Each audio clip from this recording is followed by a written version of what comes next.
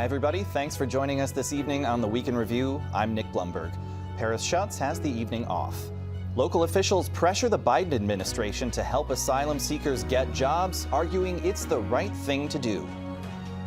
But if you don't give a flying fig for this moral argument, and you wouldn't care less about it, do it for yourself and your family so that businesses can stay open. Senator Durbin, Governor Pritzker, and Mayor Johnson call on the federal government to let migrants work in industries where employers are hurting for staff. Hopefully over time they'll be part of our community and we'll be able to continue to support them.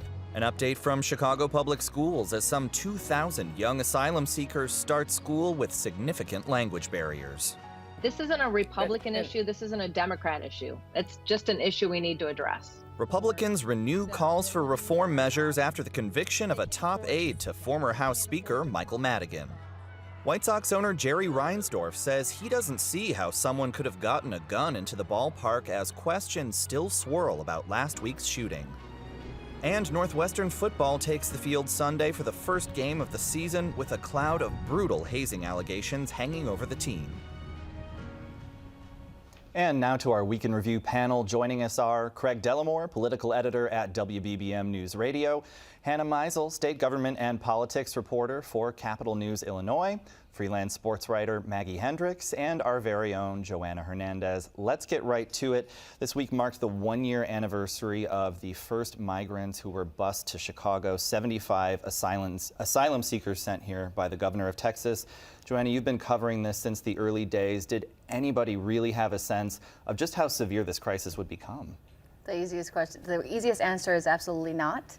They had no idea. I think in the beginning stages we saw in the first months that the city was really trying to hustle and scramble and figure out where they were going to place these asylum seekers. We saw them sending them to the suburbs, we saw them downtown, but they had no idea about the impact that it was going to have on the city, and that's what we're seeing now. And we're still in a crisis, Nick. Yeah, more than 13,000 folks who have come here now, you know, on the floors of police stations, at O'Hare Airport. Just on a human level, what's it been like covering this story? You know, folks who are trying to find a safer life in the States and they sort of get thrust into this political firestorm. You know, as a journalist and a daughter of immigrant parents, it's tough, right? Going into these police stations, going into these shelters, it's hard not to feel compassionate or bad for their situations. Many of them are children. That's what we're seeing now. So think about it. We're a year later and we're hearing that almost every day there's 5 buses coming every day still. So you can imagine, and most of them are families with children. So it's hard not to feel bad. I always think about this one story of a mother and her child who came here. He's 10 years old. He came with crutches. He came with the crutch, and his story about getting on the boat, getting stuck on the boat, crossing the river. I mean, just imagine these stories. So they're impactful stories, but as we just heard the sound bites previously, how city officials, state officials are really pushing for these work permits. I mean, we're speaking with people who were first bused here a year ago, and they're still waiting for work permits. Right. So you can imagine the trickle effect of even more people coming to the city. Craig, Mayor Brandon Johnson certainly inherited this crisis from his predecessor. How has the way he handled it differed from former Mayor Lori Lightfoot? I don't know that it's very different, because really the crisis has remained constant, and if anything, it has grown. He has tried to get people out of the police stations, and the problem is that, we have to address the other issue, and that is where they're coming from, because there is an intentional move to send more migrants to states like Illinois and New York that pride themselves on being welcoming states. It's kind of the Texas and some other governors basically thumbing their nose and said, you want them, you got them, and they're sending all these people. They cannot keep up. Every time they empty the police stations, we get 5 buses every day, and there are about 1,900 of them in there. So right now, he's trying to keep up with the problem and find more places. They're finding new and different places to house them, but they don't stop coming. I also want to mention one thing that I'm hearing is that people are actually also coming from New York. So we're seeing the crisis in New York and the tough battle that they're facing with trying to find, the resources and shelter for them. So I'm hearing that many of them are being sent to Chicago. So not only is the city trying to find these resources, but we really have to shine light on these grassroots organizations and these volunteers who they've created their own groups to try to mobilize and help people. Well, and a lot of the criticism directed at the federal government is that there hasn't been enough aid, that these work authorizations, haven't been coming quickly enough. We heard, state and local officials, Congress people, Senator Durbin this week calling for more help. What do they want to see from the Biden administration? Right, so this is an idea that's been gaining popularity this year, certainly throughout the summer. It's this idea that states would be the ones who sponsored these migrants for them to be able to get their work permits. Currently, it takes 5 months after you apply for asylum, which itself can take months, until you can apply for a work permit. And even then, the Department of Homeland Security, it's, they can pick and choose who does and doesn't. It's a very complicated process. I spent some hours on Wednesday after that press conference, trying to navigate the website. It was extremely confusing. So if English is not your first language, if you don't have anyone who can help you through the process, it's going to be very difficult for you to get those work authorization permits. And so, of course, the great irony, this is why, this is also a Republican, led issue. Indiana's and Utah's Republican governors, way back in February, they penned an op-ed in the Washington Post, pushing for the same idea. And business leaders, many of whom typically will align themselves with the Republicans, they're on board with this idea too, because we're in the middle of, still the great The great resignation, the well, labor shortage. Sure, Yeah. the labor shortage that, came from COVID, and it has a lot of very complicated, so, I don't want to pin it down to one thing, but we're still in the middle of that.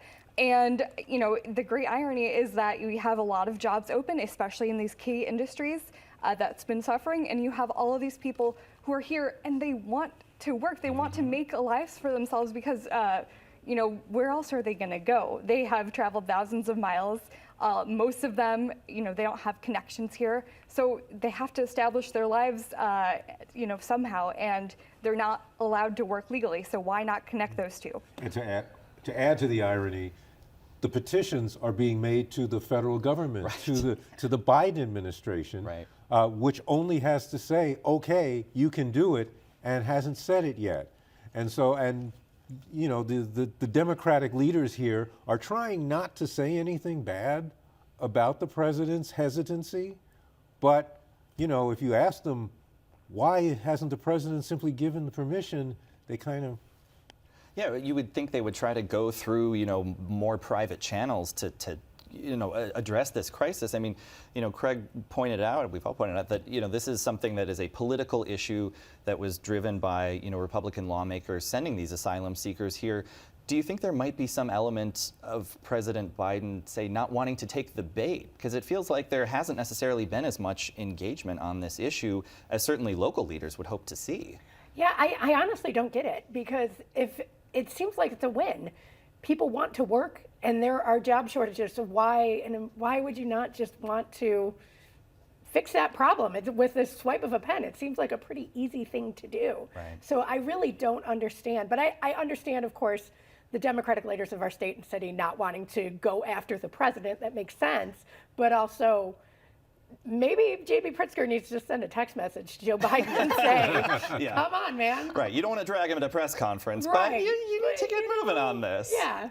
And Joanna, you mentioned, the many groups that have stepped up to help these folks. When you talk with them, is there a sense of frustration about, some of these structural barriers that still exist, some of the, the lack of aid that folks have wanted to see? Oh yeah, definitely. They're completely frustrated, really, because the lack of communication that the city has had with these organizations. Many of them have reached out to the cities to try to get connected, try to get funds to help the influx of migrants. So they have no choice but to fund it themselves, to ask people like us to, hey, can you donate? Can you bring food here? These people need help. So they've had to figure it out on their own. So at this point, they continue to ask the question like, hey, can we have this money to help these people? Like, this is what we're helping. Come to our space and look look at who we're helping. But at this point, what I'm seeing is that they're just kind of figuring it out on their own. One of the really tough components of this story that there's been a fair amount of coverage of is that this is just the latest moment of tension between, some folks in Chicago's Black and Latino communities. Is there any sense that that might be easing up, or are we still in such a crunch that it's still an issue? It feels like a tough conversation. Yeah. It's It is a a tough conversation, so but I will tell nuanced. you, it is a conversation that's being had within the Chicago City Council, Yeah. and with some exceptions. There are a couple of aldermen who are still saying, don't do anything for anybody else before you do for my neighborhood.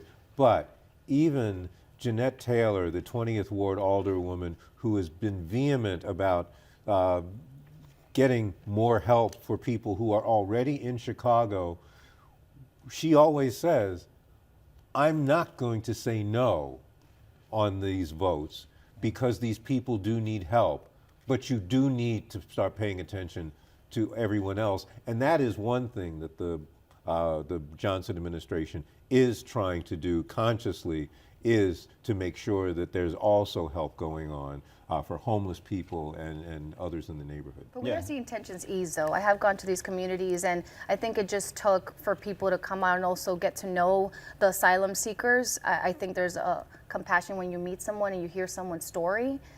So then that's how I also noticed when people started just trying to help.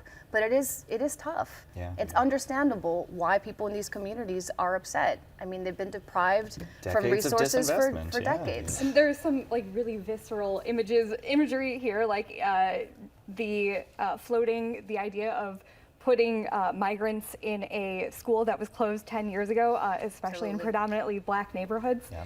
That is a very difficult kind of pill to swallow. It's incredibly emotional, to think about losing a neighborhood school and seeing it transformed in a way you didn't expect. Along the lines of trying to address whether it's, asylum seekers or folks who've been in Chicago for a long time, supporters of the Bring Chicago Home proposal to combat homelessness. They had a recent report there are some 68,000 people either living on the street or doubled up with someone else. They're trying to hike the real estate transfer tax. Is that getting any traction in City Council? Absolutely. And another difference between the Johnson administration and the Lightfoot administration, even though Lori Lightfoot, while she was campaigning, supported Bring Chicago Home, which, as you say, is raise the transfer tax, use that money to not only house homeless, but also to give them services. She resisted that hike in the tax once she got into office, probably from hearing from businesses. Well, the new mayor is all on board, and in fact, he was for the most aggressive form of it, but I think there's now, well, I know there's a compromise now that says we will not raise the tax in this one big fell swoop where it's anything over $1 million gets a triple tax. Now, under $1 million, they get a tax break. And then over $1 million, just over $1 million is one tax, $1.5 million and up, it's another tax. That sliding scale is probably what's going to win the day for that whole issue. Yeah, might get that across the finish line. Anyone who goes around Chicago doesn't have to look very far to see folks who are living in a police station, living in encampments.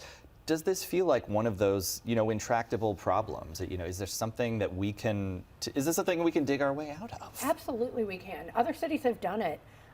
If you look even not too far away, Rockford has been really, really successful in combating their homelessness problem.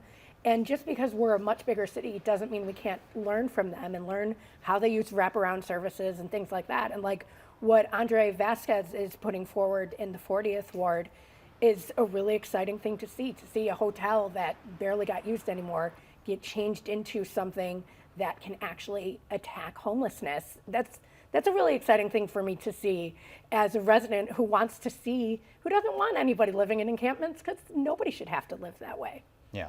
That the real estate transfer tax, that's going to need Springfield's approval, obviously, but another affordable housing measure that's been getting some chatter this week is the latest proposal to do away with the ban on rent control. Do you think that's anything that we're going to see come up in a session anytime soon?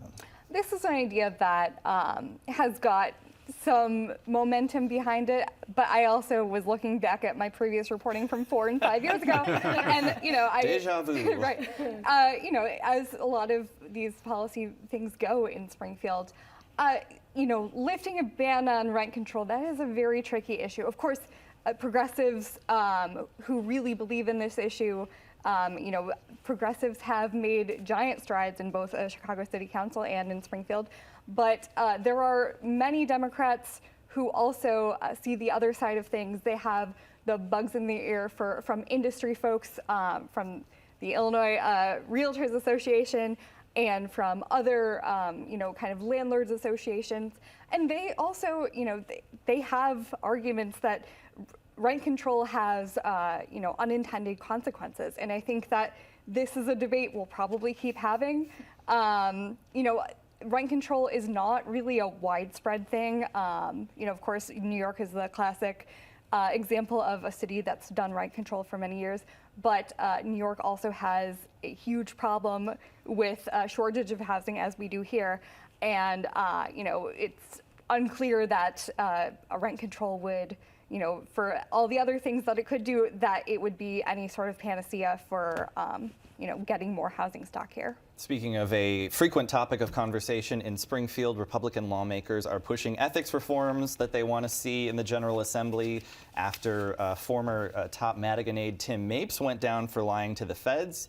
I think I said renew in the setup package. Maybe I should say re-renew or re-renew these calls for reform. Are these measures dead on arrival? Do you think they might get some traction? I think some of them could get some traction. It's a matter of rhetoric, being kind of toned down. Republicans, after Tim Mapes was convicted last week, I was, in the courtroom covering the trial. They come in hot and they say, these things wouldn't happen if Democrats wouldn't stand in the way of ethics reform. Well, there's several problems with that argument because, one, Tim Mapes was a private citizen in 2021, and he had been for nearly 3 years when he lied to the grand jury. Nothing that he did in this trial had any bearing on what he did as an employee of, government for those many years. But some of the things that the Republican leaders in the House and Senate have put forward, these are things that Democrats would probably be on board with too, to some extent. Tony McCombie wants, a ban on people being able to use their campaign funds for, paying their legal fees.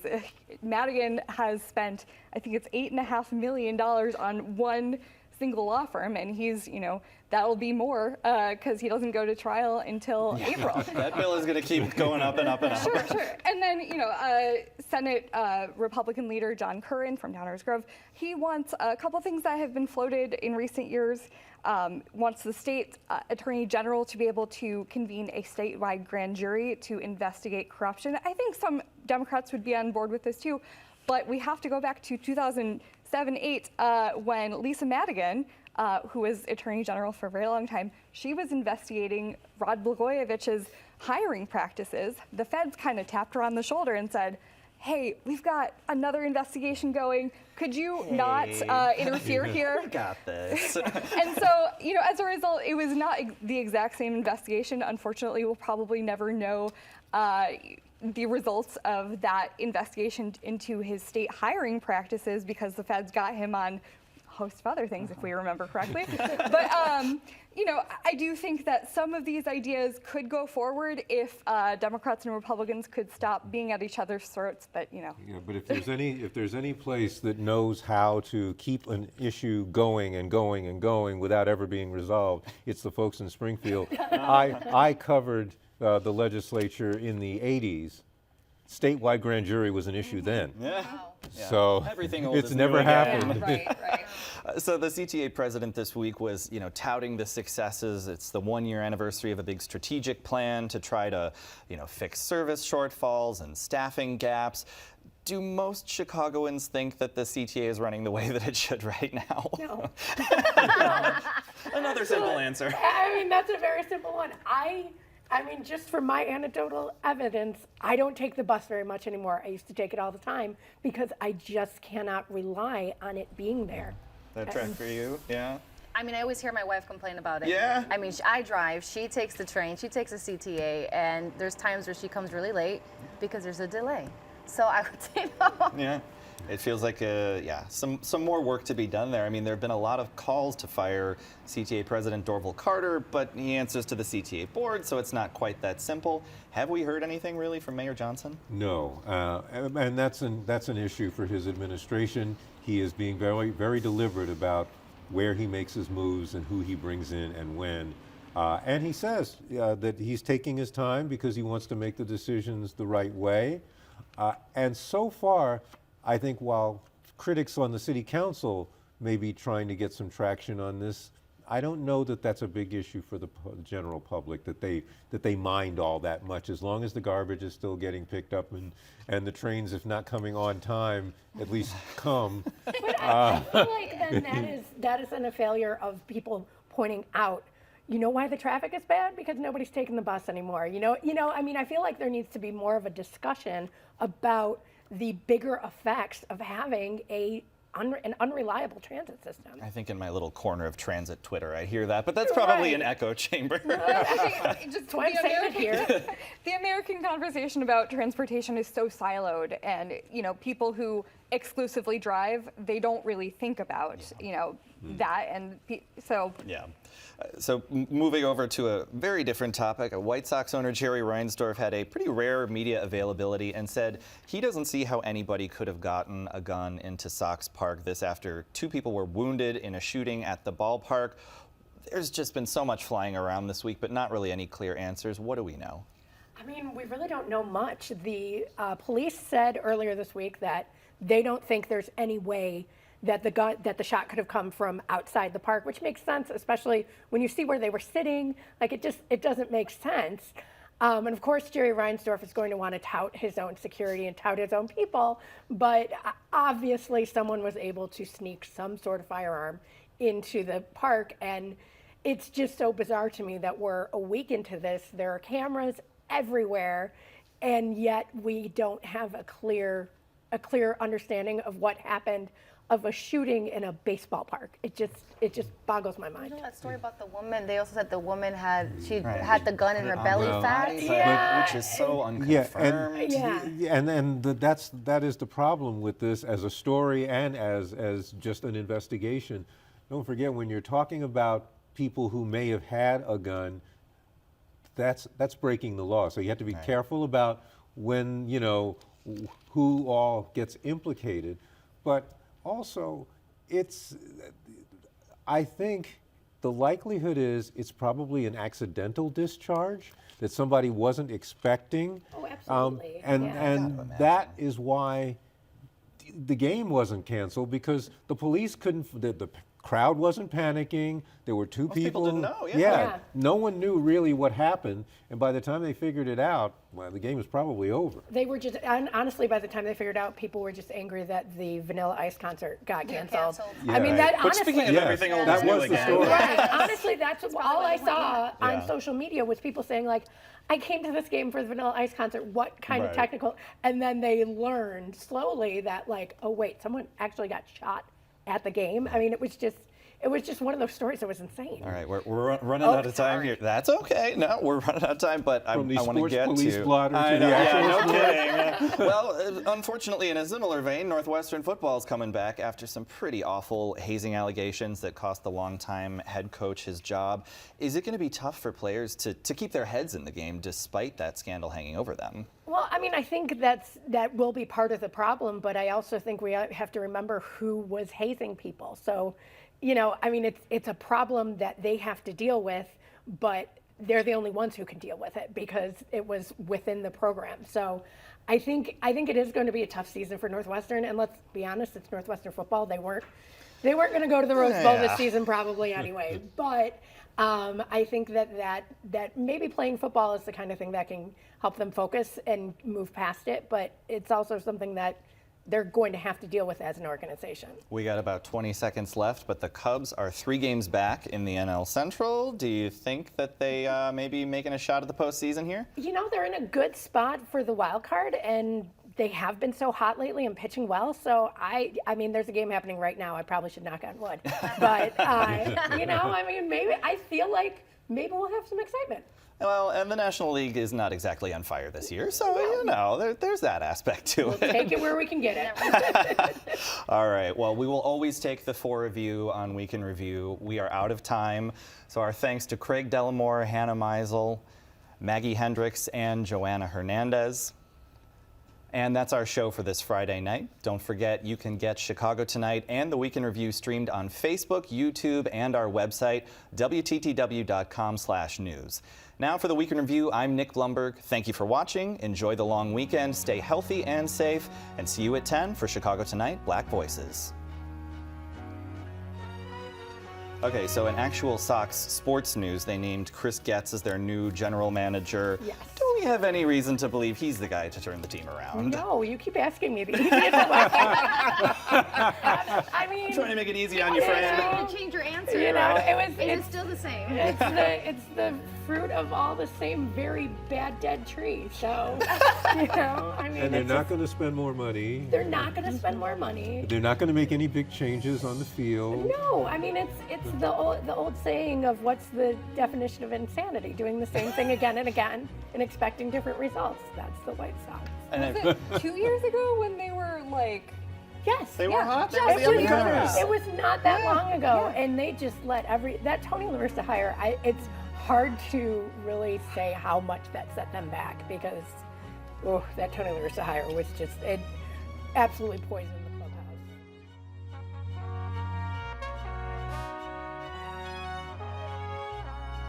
Closed captioning is made possible by Robert A. Clifford and Clifford Law Offices, a Chicago personal injury and wrongful death firm that is proud to be a multilingual law firm that provides translators for a variety of languages.